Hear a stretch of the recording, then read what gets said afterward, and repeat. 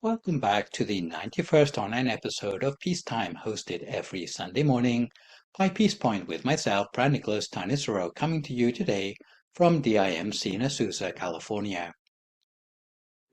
In the previous session, we looked at the Janusoni Sutta, and today we continue on our journey through an anthology of important suttas from the Buddhist scriptures by looking at a discourse called the Kūṭadanta Sutta. I estimate today's session will run to about 60 minutes with a 30-minute break halfway through for some meditation.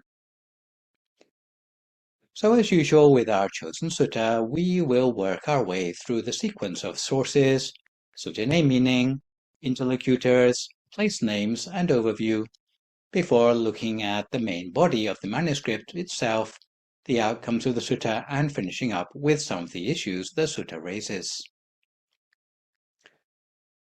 Today we're looking at the Kūṭadanta Sutta, which comes from the Digha Nikaya, or Long Discourses, and is referenced D1-127 or DN5.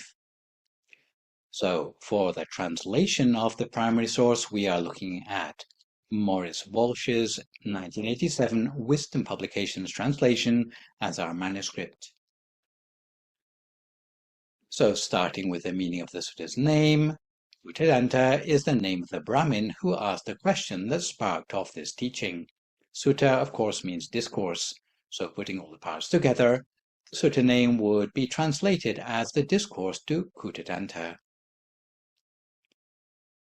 So this sutta is a conversation between the Buddha, who is referred to as the Blessed One or the ascetic Gotama, or more respectfully, Reverend Gotama, and the eminent Brahmin Kūṭadanta, which literally means pointy tooth or broken tusk.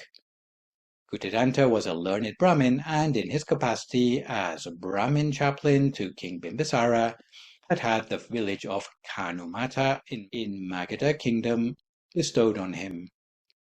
Also included in the story within the story are King Mahāvijita, literally wide realm, and his unnamed minister chaplain.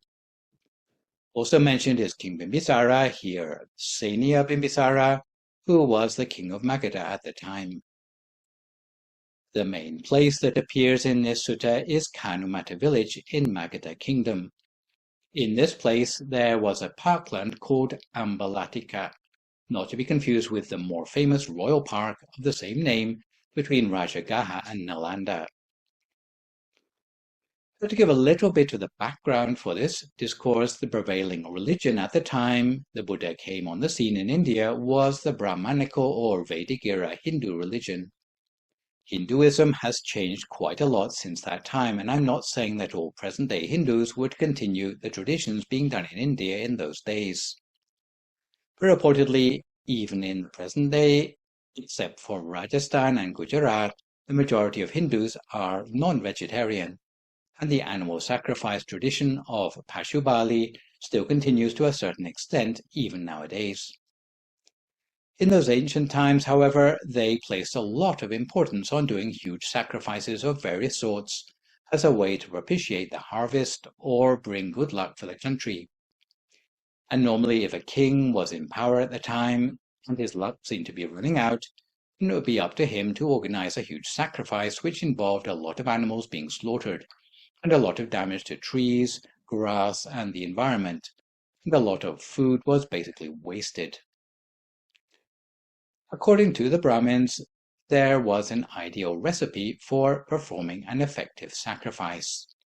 Brahmins had to make sure the sacrifice included 3 components, which meant that none of the participants should have any regrets before, during, or after the ceremony.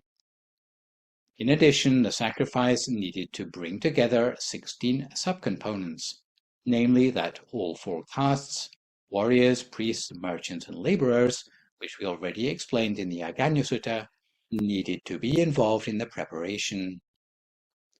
Additionally, the king doing the sacrifice needed to have 8 prerequisites. So he had to be of pure descent back through 7 generations, be of good appearance and demeanor, wealthy, command a powerful army, be devout and charitable, well-educated, wise, and insightful. Lastly, the king's chaplain also needed to have 4 prerequisites. He needed to be well-bred, have mastered the 3 Vedas, and be virtuous and wise. So 4 plus 8 plus 4 makes a total of 16 subcomponents. So if you were not a believer in this way of doing things, then you could be forgiven for saying that it was a huge waste in the name of basically a superstitious belief. But yet these extravagant rituals went on for centuries and centuries in India, and partly it was because the Brahmin priests at the time encouraged such sacrifices to take place. Sometimes they really believed the sacrifices helped to make the world a better place. But often there was an ulterior motive, because when people brought lots of goats and food and veg to be sacrificed in the temple, once they sacrificed it, they left it there. And once all the people had gone home, then the Brahmins could get to eat it for themselves. So the Brahmins didn't have to worry about where their next meal was coming from if there were sacrifices every day. So generally speaking, when the Buddha came on the scene and started to preach that doing such sacrifices perhaps was not a particularly compassionate way to treat one's fellow living beings, apart from destroying the environment, then he actually made quite a lot of enemies amongst the Brahmin clergy. As quite often happens with Buddhist discourses, the reason for the teaching being given wasn't exactly the reason why we find this teaching interesting in the present day.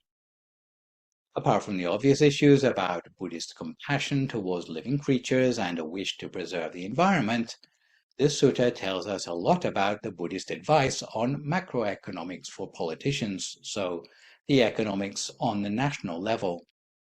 So if you are interested about the subject of social welfare, then this is the go-to sutta in the Buddhist scriptures as your source. So let's make a start on the sutta manuscript itself. I should start by saying that in the Kūṭadanta Sutta, we find there is a story within a story, somewhat like a Jataka story, where the Buddha references a still more ancient incident in answer to a question asked of him by his contemporaries. So the contemporary account is a conversation between the Buddha and Kūṭadanta Brahmin, who wants advice on how best to perform an effective sacrifice. As for the story of the past, the story in a story is about a king who changes his style of governance away from extravagant and useless sacrifices in order to bring real benefit to the people of his kingdom. The Buddha concluded that there was more benefit in bloodless sacrifice. So turning now to the first paragraph of the sutta, we learn how the Buddha arrived at the city of Kanumata with 500 monks. At that village, which had been bestowed on the Brahmin Kūṭadanta by King Bimbisara, the Brahmin was preparing to make a huge sacrifice in order to please the gods. That consisted of euthanizing 700 bulls, 700 bullocks, 700 heifers, 700 billy goats, and 700 rams. All these animals had been tied up ready at sacrificial posts. And turning to paragraph 2, in spite of this huge sacrifice, the villagers were very excited to see the arrival of the Buddha, and announced him by praising the qualities of the Enlightened One. So turning to paragraphs 3 and 4, the Brahmin Kūṭadanta, who was in charge of the sacrifice, was about to take his siesta. But when he noticed the stir caused by the arrival of the Buddha, he thought it might be a good opportunity to ask the Buddha for clarification about the triple sacrifice and 16 requisites, which I just mentioned. Turning to paragraphs 5 through 7, we see that Kūṭadanta's decision to fraternize with the Buddha got some pushback from his Brahmin colleagues. He was waylaid by other Brahmins in the same way that had already happened in the preceding sutta of the Digha Nikaya, called the Sonadanda Sutta, where the Buddha had ended up giving a whole discourse deriding those who were Brahmins by birth rather than by behavior. In spite of his colleagues' protests, Kūṭadanta insists on visiting the Buddha. And turning to paragraph 8, it turns out that when those other Brahmins could not beat him, they decided to join him. So in paragraph 9, we see Kūṭadanta Brahmin reaching the place the Buddha was staying and paying respect to him. You will notice that he refers to the Buddha by the term Reverend Gautama, rather than just using the generic ascetic Gautama appellation. Having sat down, Kūṭadanta asked his question about what sort of sacrifice would be the most auspicious sacrifice of all. So maybe the sort of answer Kūṭadanta was expecting from the Buddha was to hear that if so far he'd sacrificed 700 cows and had got a certain amount of good luck, maybe the Buddha would advise him to sacrifice 800 cows instead, and it would be even more lucky, or something like that. But it turned out that the advice the Buddha gave addressed a very different point. He talked instead about sacrifices which didn't involve bloodshed, but which brought about a much better result. So as we turn to paragraph 10, we come to the part of the sutta that is a story within a story. It is a story of a king called Mahāvijita, who was quite wealthy.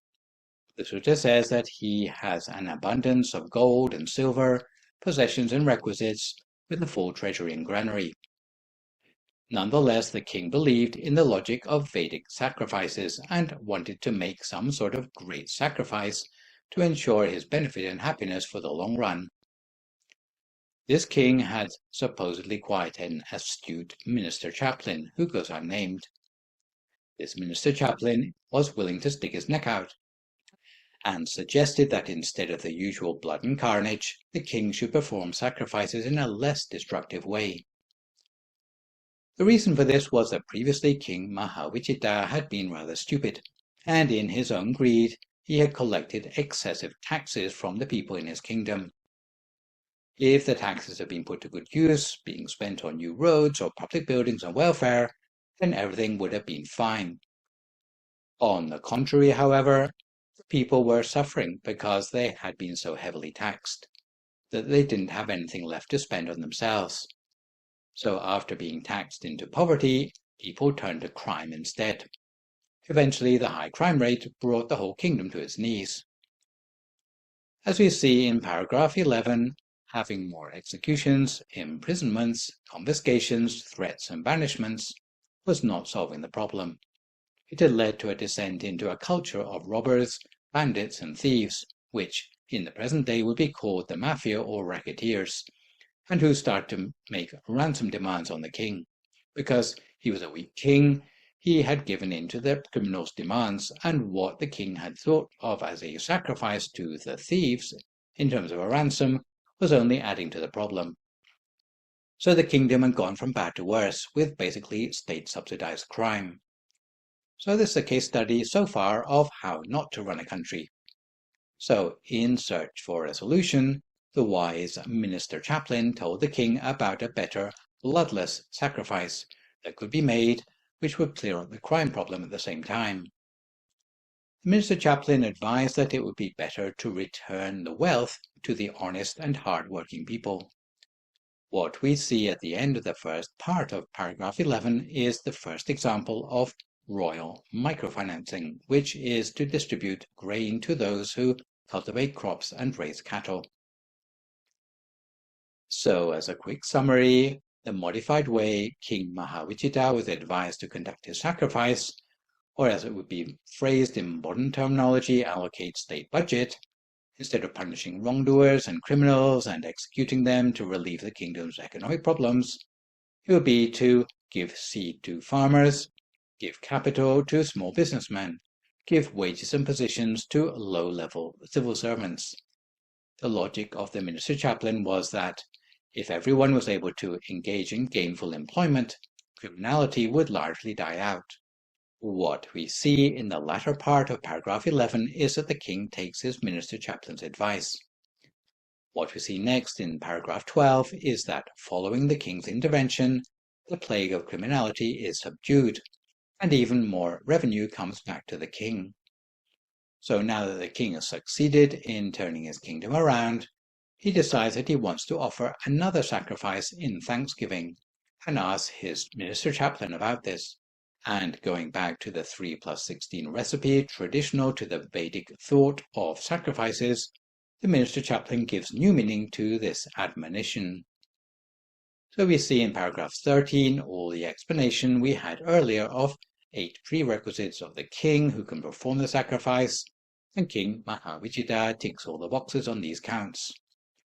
Paragraph 14 then goes on to describe the 4 prerequisites of the Brahmin chaplain who can perform a successful sacrifice, and Mahāvijita's minister chaplain is equal to all of these. Paragraph 15 describes how the sort of bloodless sacrifice to be made will incur no regrets before, during, or after the sacrifice. In paragraph 16, the minister chaplain goes on to assuage any possible second thoughts his king might be having about the sacrifice by stipulating that the recipients of the king's gifts should all be established in the tenfold path of wholesomeness, which means that they should be recipients of good moral character, who keep a minimum of 5 precepts. In paragraph 17, the minister chaplain reiterates that the 16 conditions for a good sacrifice will have been fulfilled.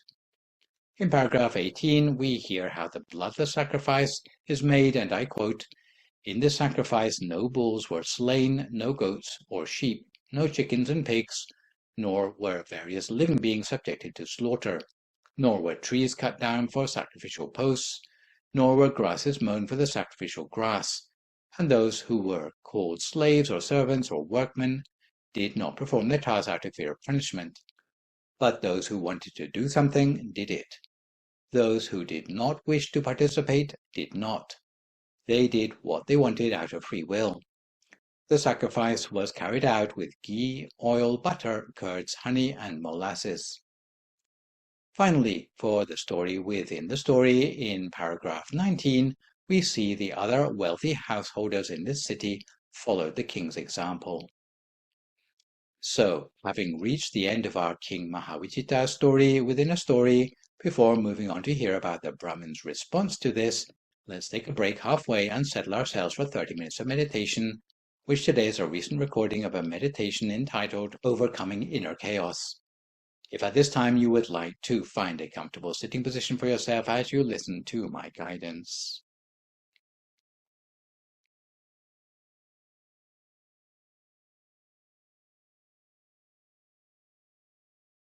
So make a start by allowing yourself to get comfortable. Find a relaxed posture that will allow you to close your eyes for a time. And when you're ready, let's begin to relax. If you're sitting on a chair, then place the soles of your feet flat on the floor, with your hands palm upward in your lap, the index finger of your right hand touching lightly against the thumb of your left hand. Begin by taking a slow, deep breath in, inhaling slowly. And then gently release your breath as you breathe out, letting your breath help you to soften, help you to relax. Once again, taking in a slow, deep breath to fill your belly with air.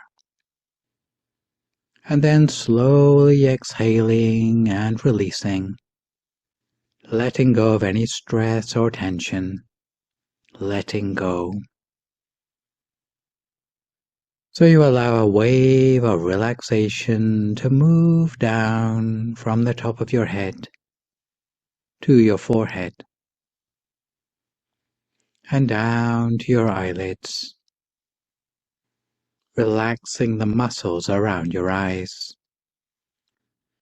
down through your facial muscles, letting these waves of relaxation, of peace and calm, relax your jaw, allowing your lower jaw to drop just a bit, relaxing your mouth, your lips, your tongue, your throat, taking in a slow breath as you release, relaxing even more. This sense of ease and of peaceful relaxation begins to move down your neck, soothing, healing, relaxing all the muscles, all the tension draining from your face, down your neck, to your shoulders. Our shoulders are where we carry our burdens. And so just for now, we relax our shoulders, let them drop. You may even want to shrug your shoulders slightly to loosen them and allow energy to flow, so that they too are soothed and relaxed, letting go of any tension or stress. We continue by relaxing all of our back muscles, including our spinal column, loosening, relieving any tension, letting go of all the stress just for now, allowing ourselves to go a little bit deeper, to relax more completely. And we'll start to notice that the deeper we relax, the better we feel. So letting go, we allow that flow of peaceful relaxation to move down through our arms, our elbows, to our wrists, into our hands, through to our fingertips. So we engage with this peaceful feeling, and every time as we accumulate meditation experience, we'll be able to go a little bit deeper in the time available. We may even begin to feel some of the tingling in our fingers or heaviness in our arms that relaxation brings. And with each breath that we take, it releases us a little bit further into relaxation.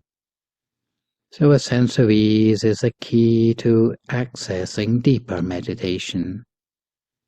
So we allow ourselves to relax even more deeply. Again, taking in a deep breath, relaxing our chest, and allowing that warm, soothing sensation to move down into our core. Waves of relaxation and healing, moving down through our body, soothing and serene, further down through our hips, to our thighs, relaxing and feeling the deep peace within our body.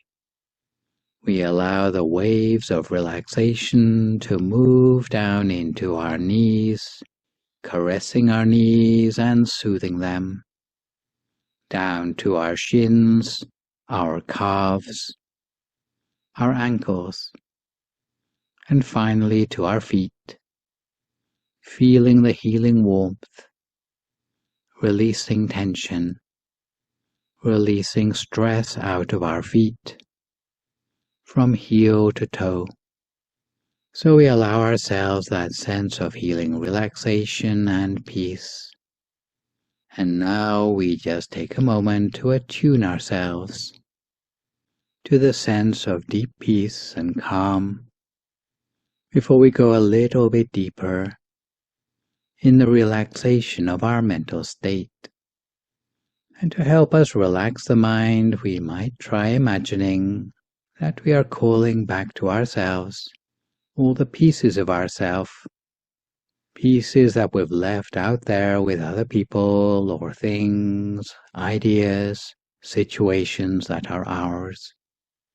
Any part of us that we have given away or maybe left behind. We just imagine that all these parts are coming back to us, coming home, calling them back, welcoming them home. We are remembering ourselves, becoming whole. At the same time, we release ourselves from all parts of other people, things, ideas, situations that do not belong to us, anything that we might have picked up that is not ours. We simply release them so that only our own energy flows around us and through us. And we might imagine ourselves all alone in nature, perhaps on the edge of a quiet, peaceful lake, surrounded by tall, majestic trees. We might imagine that the sky is just beginning to lighten with the golden colors of sunrise, as it promises to be a beautiful new day, an entirely new beginning for ourselves.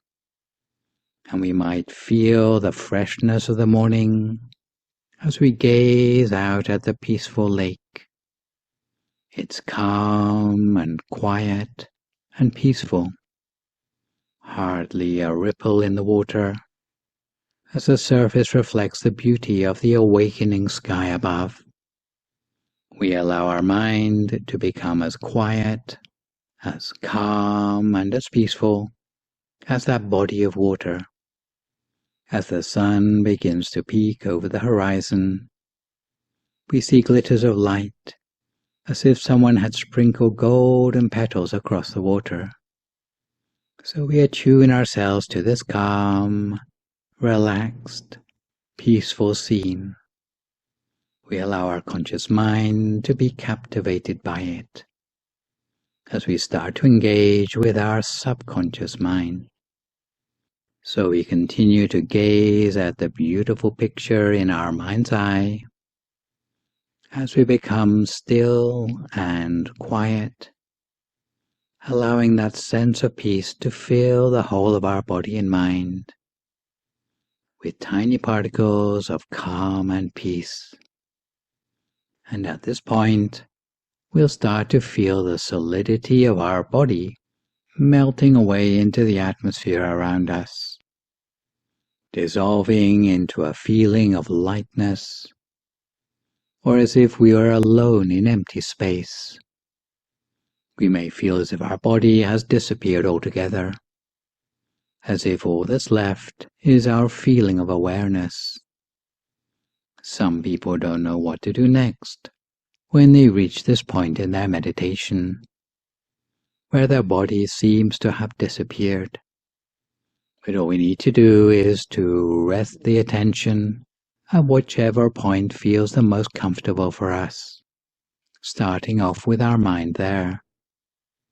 Once body and mind come into balance, we'll start to realize that the mind is automatically realigning itself with the actual center of the body.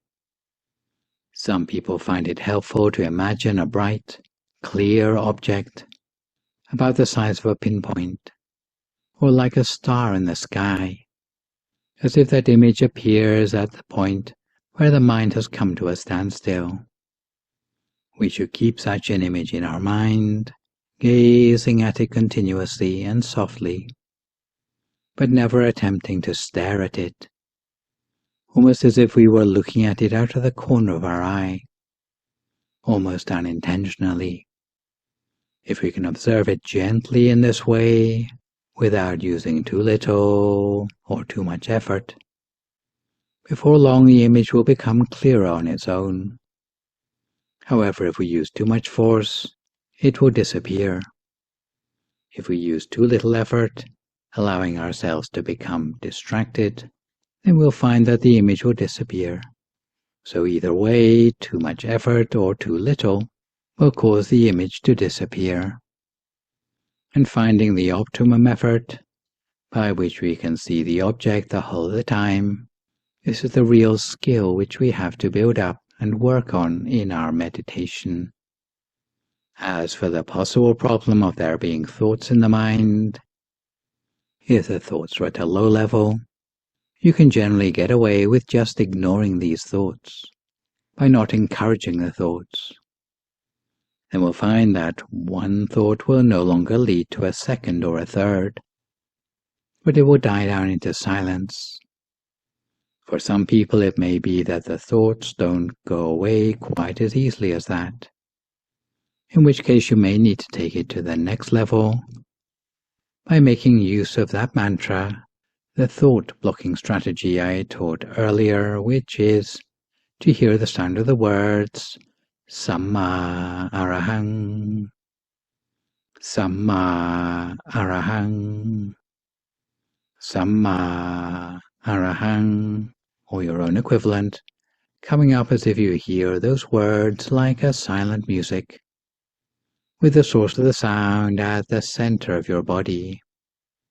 Samma Arahang, Samma Arahang, Samma Arahang, over and over again, lightly, gently, continuously, until at a certain point in your meditation, you start to find that the thoughts have died down, or you may find yourself forgetting the mantra because it's no longer necessary to you anymore. So if that happens, then just be content to remain in silence, with nothing but the inner object at the center of yourself. We continue in this way with our inner object and the sound of the mantra too if necessary, each to our own practice, for a few more moments in silence until we come to the appropriate time.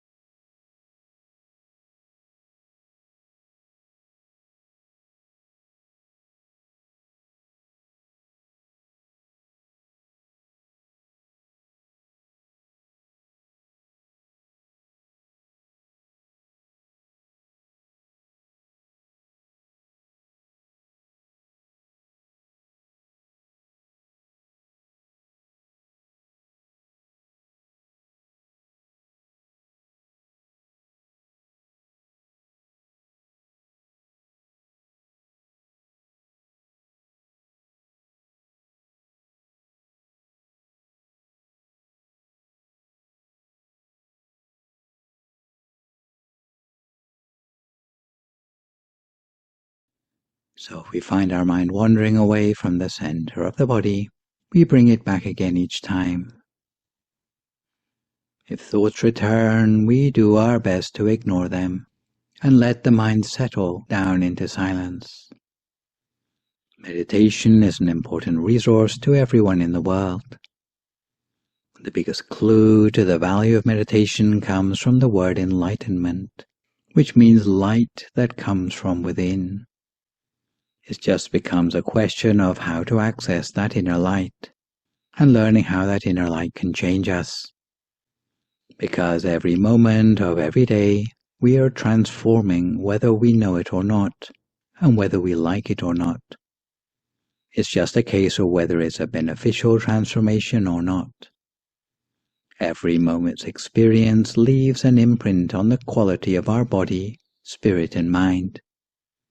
And whether these imprints are good or bad, they ingrain the habits and values that lead our lives towards their destiny.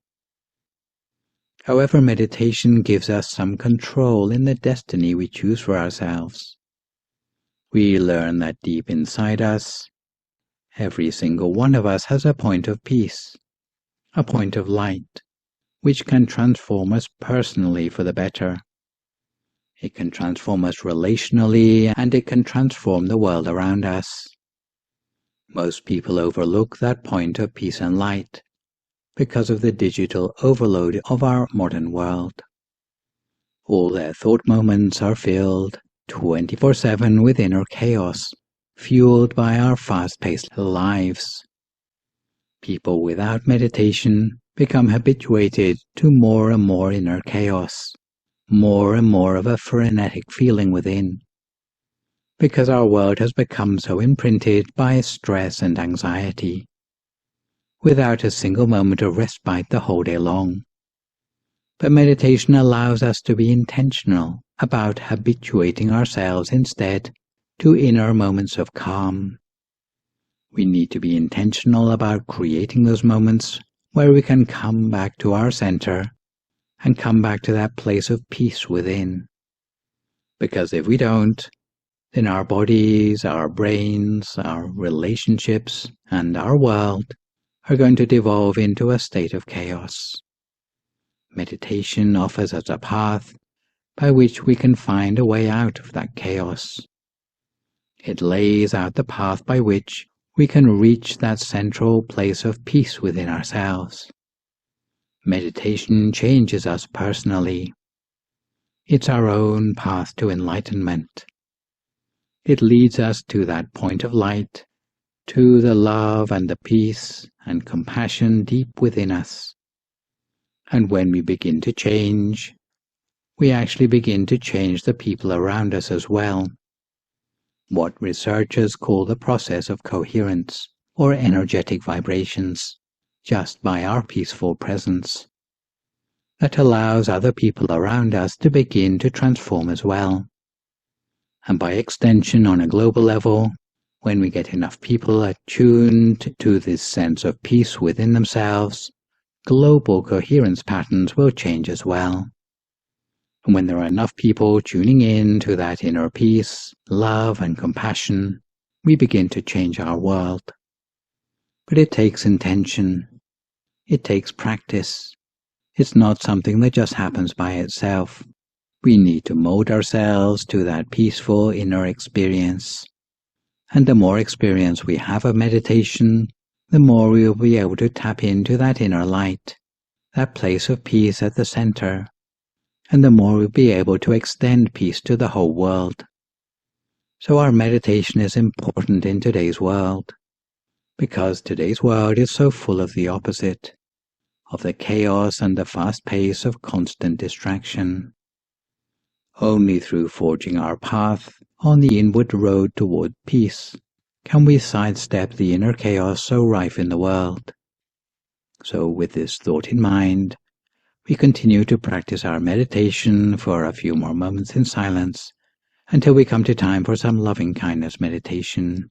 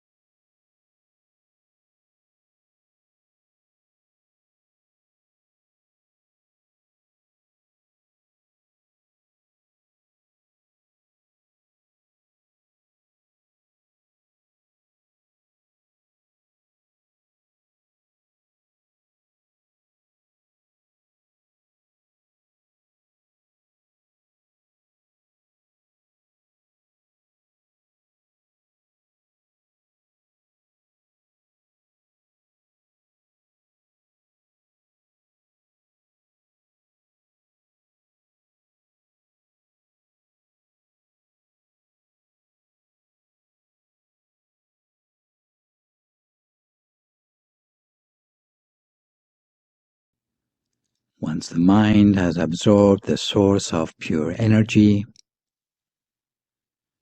we continue by imagining that the energy radiates outwards from our center in all directions.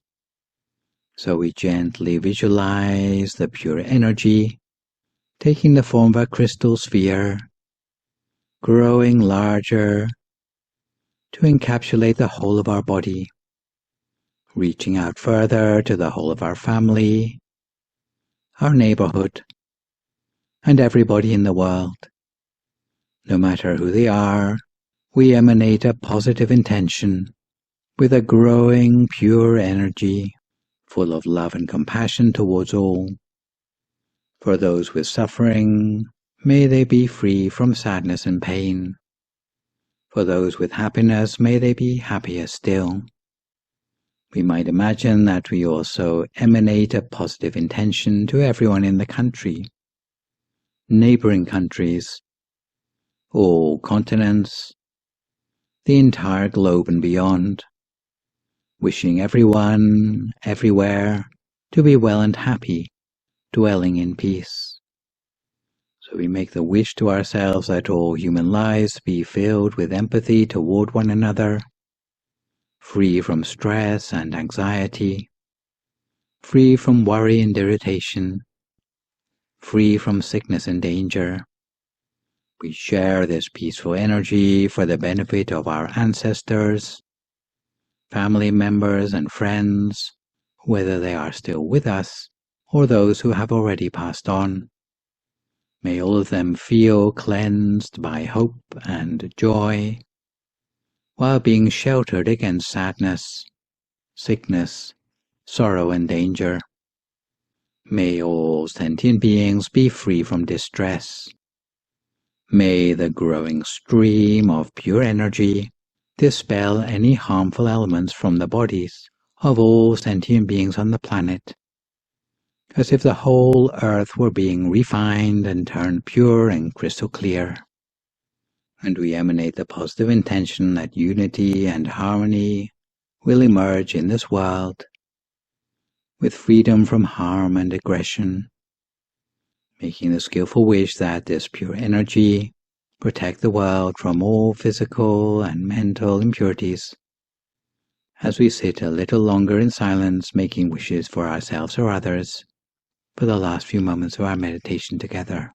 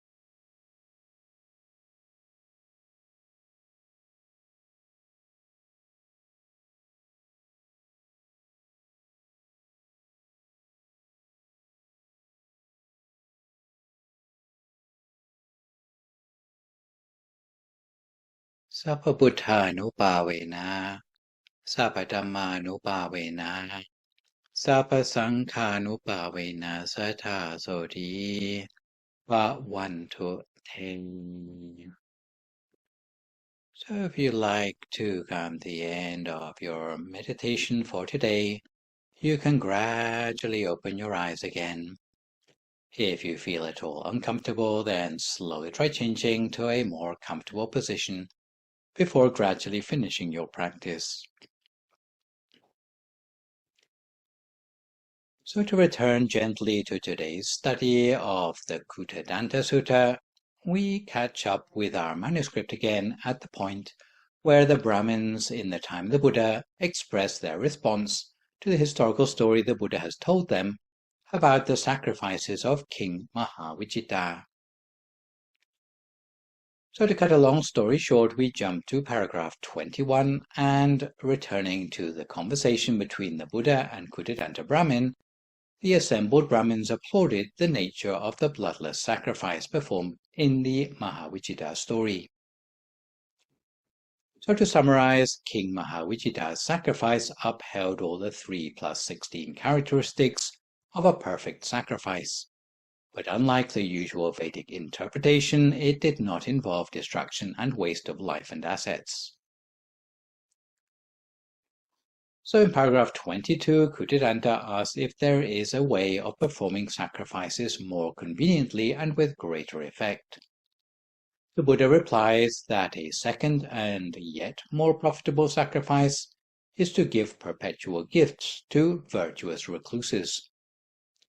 And in paragraph 23, the Buddha explains this is better because virtuous recluses will not attend events that involve bloodshed or violence.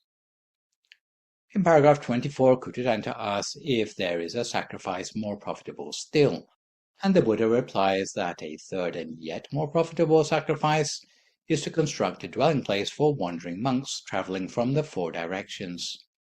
In paragraph 25, the Buddha says that a fourth sort of sacrifice, more profitable still, is to take the triple gem as one's refuge. In paragraph 26, the Buddha says that a fifth sacrifice, more profitable still, is to keep the 5 precepts.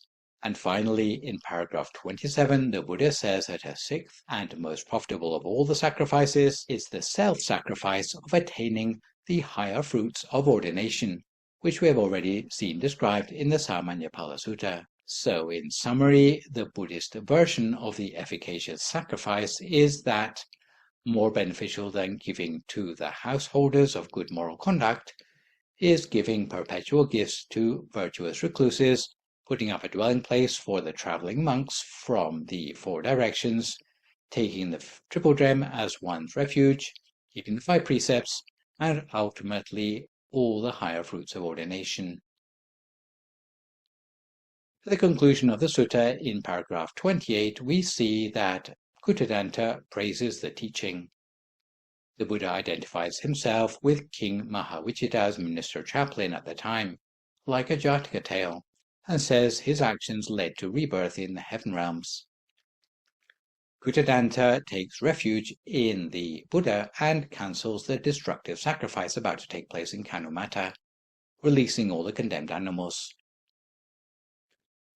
The Buddha instructs Kūṭadanta further on the consecutive sermon or Anupubbika Gatha, which advocates generosity, keeping precepts, attaining heaven, warns of the danger of sensuality, but advocates renunciation. Hearing this teaching allows Kūṭadanta Brahmin to attain stream entry. Kūṭadanta is so impressed that he invites the Buddha for lunch on the following day at the sacrificial pit. In an overview of the Buddha's 45-year dispensation, the conversion of Kūṭadanta is considered one of the great spiritual victories he achieved, in the same class as his teachings to Ambataka, Sonatanda, and Sachaka. So in conclusion, I think there are a couple of issues raised by the sutta which bear deeper consideration.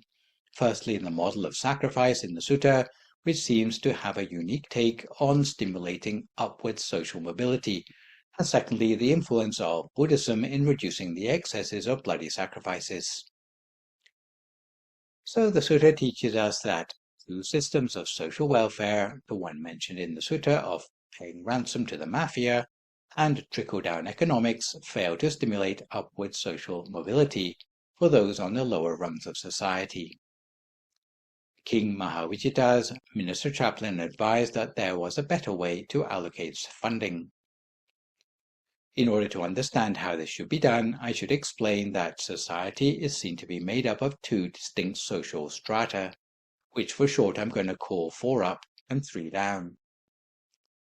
At the top end of society you have 4 influential groups. They are considered influential because, although they are in the minority, so the 1% super rich in the present day, they have access to the majority of the wealth in any country. So this high-level social stratum is made up of 4 groups. They may be politicians, They may be the senior civil servants, so in the kingdom they would be the ministers to the king or the people who are doing the king's work. The academics who have got all the facts and are good with writing and influencing public opinion. And then you have got your captains of industry. These four groups are independent from the king, but they attract wealth into the kingdom. In countries that are republics, these four groups may give campaign donations for the presidential candidate they favor. This is why national leaders faced with demands from anyone belonging to these four groups tends to give in to them pretty easily because they know that they rely on such people to keep their country afloat. They wouldn't want to fall foul of any of these people in the 4-up category. Unfortunately, the people in these other four tend to have insatiable greed. Even if the king invests 10 million to help them out, it is to drop in their ocean because of the extravagant expectations of those in this group, which makes such sums of money meaningless. By contrast, at the bottom end of the social spectrum, you have three groups, which, for short, I have called the 3 down. Unfortunately, in any country, the 3 down represent 90% of the population. Although they are in the majority, they control only 10% of the country's wealth. So the 3 groups we're talking about includes our farmers and laborers. Secondly, we've got our storekeepers and traders. Lastly, we have our clerks and low-level civil servants. Even though such people may be in dire straits because of lack of support, and even though there's so many of them, their voice tends to be ignored by the powers that be compared to the 4-up group. In fact, if the powers that be, here the king, are a bit short of money, then they can generally get away with ignoring the 90% of 3 downs at the bottom end of the society. For most countries, there is a sort of stalemate with your people at the top and your people at the bottom, and since no one at the bottom ever gets a break, there is very little upward social mobility. Meanwhile, the elite sit pretty, justifying their existence by trickle-down economics. So if they started out corrupt, then there's never any hope of subsequent improvement in the situation. As for les misérables, they can never raise any capital to be able to get the break they need to make it to the big time. So the world has many different political systems to address this problem. For example, you may have more right-wing ways of helping out society where all you do is be nice to the people at the top in order to generate a better trickle-down economy, right? Well, whether it's desirable or not, it's one commonly applied approach to addressing the problem. And you have more left-wing regimes where they say, well, we have to be sorry for the proletariat, who are the majority after all. So they pump a lot of money into welfare so that the most vulnerable have a less precarious existence, maybe even a living wage. And the idea of such policies is that everyone gets equality. So, whether they are nice people or not, but you have to help them all because everyone deserves to be treated like a human. But the approach we see advocated in this particular sutta proposes the role of a king who has wealth at his disposal, or at least to use as he pleases, that the most useful thing to do with the wealth to bring true prosperity to the kingdom is to be selective about the people at the bottom of the social ladder and see who has the ethical potential to develop themselves to get out of this cycle of poverty at the bottom end of the society. Normally, we talk about meritocracy in terms of ability and education level of people with social prospects. But here we are talking about actual merit in terms of the personal virtues of the potential recipients of microfinance. So, if it were Shark Tank, you could predict what sort of startups would have the potential to get big business support. However, in the Kūṭadanta Sutta, it says that the prerequisite of venture investment needs to be the virtue of the people involved. Let's say the person is hard-working. Wouldn't you be better off helping them rather than helping a lazy person? Well, diligence isn't the whole story because they may be diligent mafia operatives. By contrast, if you have a person who has got self-discipline, you'd be better off helping them than helping a person who has substance addictions.